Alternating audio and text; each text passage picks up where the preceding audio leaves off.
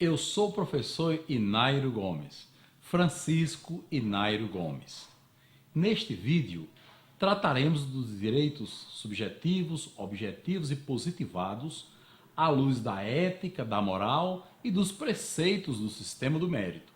É mais uma visão nova sobre um assunto relevante que requer de nós outros muita atenção e reflexão. Tenhamos, no entanto, a certeza de que é mais uma verdade que trazemos para a análise e o conhecimento de todos e, portanto, um tema de grande relevância para as nossas vidas, para as vidas das nossas famílias, da nossa nação e para toda a humanidade. A ética, a moral e os direitos subjetivos, objetivos e positivados. Convém, antes de ingressarmos no tema deste vídeo, que façamos uma breve reflexão sobre o que é ato moral. Denomina-se ato moral todo ato praticado por uma pessoa e que de forma direta ou indireta afeta outra ou outras pessoas ou uma comunidade, uma nação ou a humanidade. A pessoa que pratica o ato moral denomina-se sujeito do ato e a pessoa ou pessoas, comunidade, nação ou a humanidade sobre quem incide o ato moral denomina-se objeto do ato. Já vimos que a prática de todo ato moral sempre ocorre em dois planos: o plano subjetivo, onde se encontra o sujeito do ato, e o plano objetivo, no qual se encontra o objeto do ato. O fato de o ato moral sempre ocorrer em dois planos e envolver dois atores, o sujeito e o objeto do ato, implica na existência de dois direitos: os direitos subjetivos inerentes ao sujeito e os direitos objetivos inerentes ao objeto do ato moral. Convém relembrar que o ato moral só se materializa, ou seja, só passa a existir, quando o sujeito do ato exterioriza o seu querer, fazendo com que o ato saia dos limites do plano subjetivo e adentre o campo do plano objetivo. Esse vínculo indissolúvel entre os atores, sujeito e objeto, que é a condição indispensável para a existência do ato moral, implica na bilateralidade e equidade entre os direitos subjetivos e objetivos de ambos, pelas razões a seguir. Sempre, no momento em que praticamos um ato moral, somos o ator principal, o sujeito desse ato, o qual incide sobre um ator secundário, que é o objeto desse mesmo ato.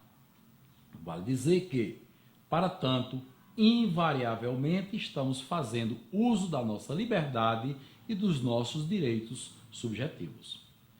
Importa mencionar que a mesma liberdade e direitos que nos são inerentes enquanto sempre, no momento em que praticamos um ato moral, somos o ator principal, o sujeito desse ato, o qual incide sobre um ator secundário, que é o objeto desse mesmo ato. Vale dizer que, para tanto, invariavelmente estamos fazendo uso da nossa liberdade e dos nossos direitos subjetivos. Importa mencionar que a mesma liberdade e direitos que nos são inerentes enquanto ser humano e sujeito do ato são igualmente inerentes a todos os demais seres humanos, objetos dos nossos atos, seja para reagirem diante desses atos, seja para produzir outros novos atos morais. Assim, entre os sujeitos e objetos dos atos morais, se processa uma constante alternância de posições a cada momento singular de um ato moral praticado, de modo que um ator que figura como sujeito na cena de um ato moral pode ser o objeto, não na mesma cena, mas na cena do ato seguinte. Rememoremos o ato moral, o sujeito e o objeto do ato nos seus respectivos planos, o itinerário que sempre por ele é percorrido e as alternâncias de posições entre sujeitos e objetos do ato moral nos quadros a seguir. Temos aqui um primeiro ato moral. Veja o itinerário. Ele sai do plano subjetivo na direção do plano objetivo, ou seja, do sujeito do ato para o objeto do ato. Ali está o itinerário marcado em verde. O segundo ato moral se inverte. O ato moral ao itinerário marcado em azul. Aquele que era objeto do ato na cena anterior passa a ser sujeito do ato nesta cena. E assim sucessivamente. O terceiro ato moral inverte novamente sujeito e depois sujeito do ato, vai se alternando. Os direitos subjetivos e a moral. No campo da ética, ou moralogia, como queiram, e da moral, que é o objeto de estudo desta ciência, os direitos subjetivos são todos aqueles inerentes ao sujeito do ato moral, os quais decorrem da necessidade de cumprimento fiel e pleno de todas as exigências fundamentais da vida, a saber, nutrição, reprodução e evolução. Os direitos objetivos e a moral. Também para a ética ou moralogia, e para a moral, que é o seu objeto de estudo, os direitos objetivos são todos aqueles inerentes, desta vez, ao objeto do ato moral, os quais decorrem da necessidade de cumprimento fiel e pleno de todas as exigências fundamentais da vida, também a saber, nutrição, reprodução e evolução. Observemos nesses conceitos que os direitos subjetivos, assim como os objetivos, se justificam num primeiro momento pela necessidade de atendimento de todas as exigências fundamentais da vida, nutrição, reprodução e evolução, tanto do sujeito como do objeto do ato moral. Num segundo momento, os direitos subjetivos e objetivos se justificam pela exigência de como devem ser atendidos, qual seja, de modo fiel e pleno, o que implica na observância rigorosa das leis biológicas que impõem como princípio fundamental e inalienável o direito à vida.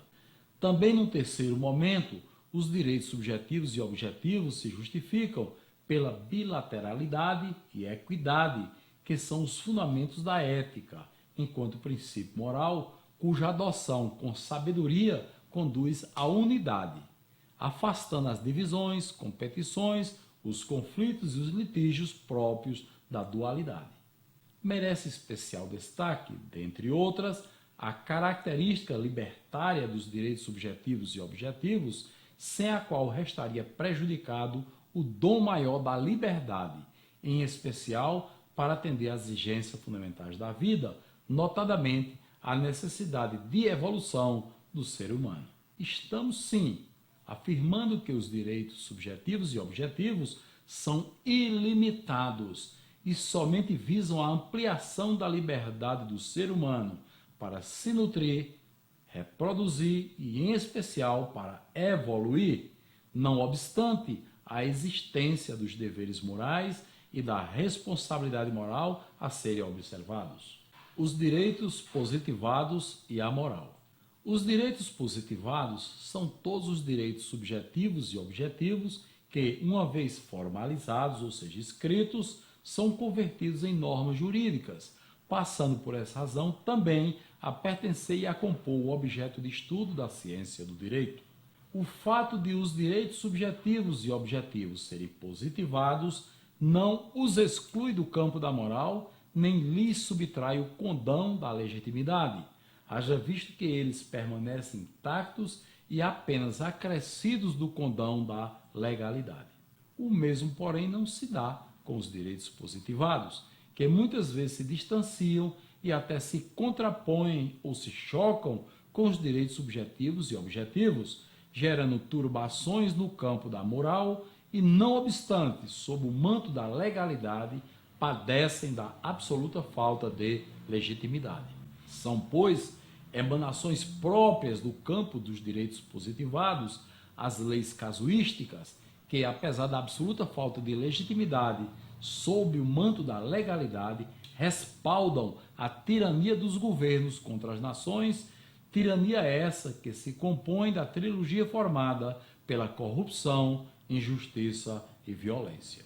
Considerando-se que eles têm por fonte os direitos subjetivos e objetivos próprios do campo da moral, os direitos positivados jamais acompanham a dinâmica evolutiva dos direitos originários, pelo que podemos concluir, eles se constituem regras de condutas humanas, em geral pretéritas. Os direitos subjetivos e objetivos, quando convertidos em normas jurídicas, ao saírem do campo moral facultativo do dever e entrarem no campo jurídico impositivo da obrigação, apesar dos argumentos de maior clareza normativa, de segurança jurídica e de garantia dos direitos adquiridos, tornam-se restritivos da liberdade. Legitimidade e legalidade dos direitos na moral. Os direitos subjetivos e objetivos, que podem ser ou não legais, são sempre legítimos, e quando perdem a legitimidade, eles simplesmente desaparecem. Isso porque a legitimidade que procede da fonte da vida é a sua essência pura e necessária. Os direitos subjetivos e objetivos são ditos legítimos porque legitimidade quer dizer eles são necessários e estão em plena conformidade com as exigências fundamentais da vida e com a vontade justa e soberana de todo sujeito e objeto do ato moral. Os direitos positivados são legais, mas nem sempre legítimos. Eles são ditos legais porque, para a sua subsistência, basta que subsista a lei que os estabeleceu, mesmo de forma anacrônica e completamente ilegítima. Finalmente, sem demérito dos ilustres defensores do positivismo, a tendência atual é caminharmos na direção e expansão da ética e da moral, obviamente sem prejuízo dos benefícios que ainda nos possam acrescentar a ciência do direito. Na sequência, conheceremos as nuances do nosso sentir, pensar e agir, as sedes e dimensões dos sentimentos e pensamentos, os efeitos e pesos dos nossos pensamentos e ações. Após isso, estamos aptos a adentrar com segurança no campo da cidadania e da política, segundo o sistema do mérito. Gente, chegou a hora da festa. E vocês vão me perguntar, professor, mas que festa? E eu vou lhes dizer, a festa da demarquia, que é a verdadeira democracia, que empodera as pessoas, que distribui riquezas, que melhora a condição de vida de todos nós, das nossas famílias, de toda a sociedade. Vamos nos ligar via redes sociais, entremos em contato e assistamos aos vídeos, façamos os cursos de capacitação da Unimérito e acessemos os sites da Unimérito, www.unimerito.com e também da Assembleia Constituinte, www.constituinte popular e ética. Vamos participar, gente. Vamos à festa.